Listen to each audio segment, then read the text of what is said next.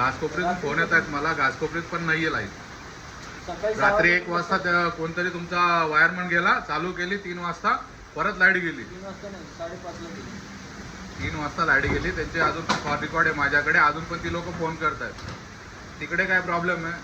मध्ये झाड पडलं, आम्ही काढलं. सगळीकडे बंद आहे, पूर्णच बंद आहे. चंदनचा पूर्ण किती दिवस किती ठिकाणी प्रॉब्लेम आहे असा? प्रत्येक ठिकाणी प्रॉब्लेम आहे का? प्रत्येक ठिकाणी प्रॉब्लेम आहे, सगळंच बंद मग आहे. मॅन पॉवर नाही तुमच्याकडे पाहिजे तशी? नाही. ड्युटीवर कोण आहे? स्नेह, जय महाराष्ट्र. मी अमोल पवार, मनसे प्रभाग सचिव. आता मी सध्या आलो आहे MSCBच्या ऑफिसला, विद्युत विभागाच्या ऑफिसला, चंदन सारच्या इथे जी टेकडीच्या वरती तिथे सध्या मी ऑफिसलाच आहे. ऑफिसचे जे काय अधिकारी त्यांच्याशी माझं बोलणं झालं. जसं की सेक्शनचे अधिकारी जे काही जगताप साहेब असतील किंवा भारती साहेब असेल यांच्याशी बोलणं झालं की जो काय आता चंदन सार असेल प्रभाग क्रमांक 1 मध्ये, चंदन सार असेल, घासकोपरी असेल, बरफपाडा असेल, त्याच्यानंतर गडगापाडा असेल, इथे आता आपण बघत असाल की आपत्तिजनक परिस्थिती निर्माण झाली आहे. जिथे तिथे गेल्या 3 दिवसापासून बरफपाड्यामध्ये पाणी भरलं आहे, लाईट नाही आहे. तिथून अनेक लोकांचे वारंवार फोन येत आहेत. त्यानंतर घासकोपरीमध्ये पण बऱ्याच ठिकाणावरती लाईट नाही आहे. रात्री थोड्या वेळासाठी सुरू केली होती, पुन्हा ती बंद झाली. तर अशा परिस्थितीमध्ये लोकांचे फोन येत आहेत की सगळीकडे लाईट नाही आहे, लोक लहान लहान मुलं आहेत घरी, स्वयंपाक बनवायचा असेल, इतर म्हणजे सगळ्या गोष्टीच्या ज्या काय आहे त्याला त्रास होतो आहे. तर त्या अनुषंगाने मी MSCBच्या ऑफिसला विचारण्यासाठी आलो होतो की काय परिस्थिती आणि लोकांना ती अपडेट दिली गेली पाहिजे, लोकांपर्यंत ते पोहोचलं पाहिजे की काय प्रॉब्लेम आहे.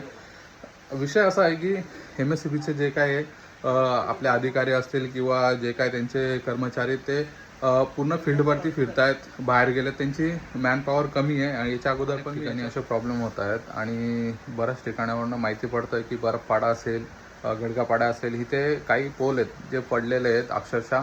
आणि काही जी LTची लाईन आहे, जी मेन लाईन आहे, ती लाईनसुद्धा कट झालेली आहे. आता जस्ट मी इथे आल्यानंतर पण इथले जे काही अधिकारी कर्मचारी त्यांना देखील एका एरियातून फोन आला की त्या अनुषंगाने त्यांचं कार्य चालू आहे. सगळीकडे त्यांचे कर्मचारी फिरत आहेत आणि बऱ्याच ठिकाणी आपल्याला माहिती असेल पाणी जमा झाल्यामुळे त्यांना बाईक वगैरे घेऊन जाणे पण शक्य होत नाही आहे. तर अशा काय अडथळे, त्यामुळे पावसामुळे थोडा लाईटीचा प्रॉब्लेम सुरू आहे, लोकांना त्रास होतो आहे, याची कल्पना त्यांना देखील आहे. पण परिस्थिती अशी आहे की लाईट सुरू करायची असताना सुद्धा पुन्हा पाऊस वारा वगैरे चालू होतं, काही ठिकाणी झाडं पडली आहेत, आपण बघत असाल. तर ह्या सर्व गोष्टी लक्षात घेऊन त्यांच्याशी बोलणं झालं. ते युद्ध पातळीवरती आपले कामं करत आहेत आणि लवकरच त्यांचं म्हणणं आहे की आम्ही लवकरात लवकर, जसं की पाणी कमी झालं, लाईट जे काय वारं वगैरे कमी झालं तर आम्ही लाईट सुरू करू. तर मी देखील नागरिकांना सांगू इच्छितो की आपण पण थोडंफार जे काही चाललं आहे त्याचं थोडंफार लक्षात घेऊन थोडं सहकार्य करा.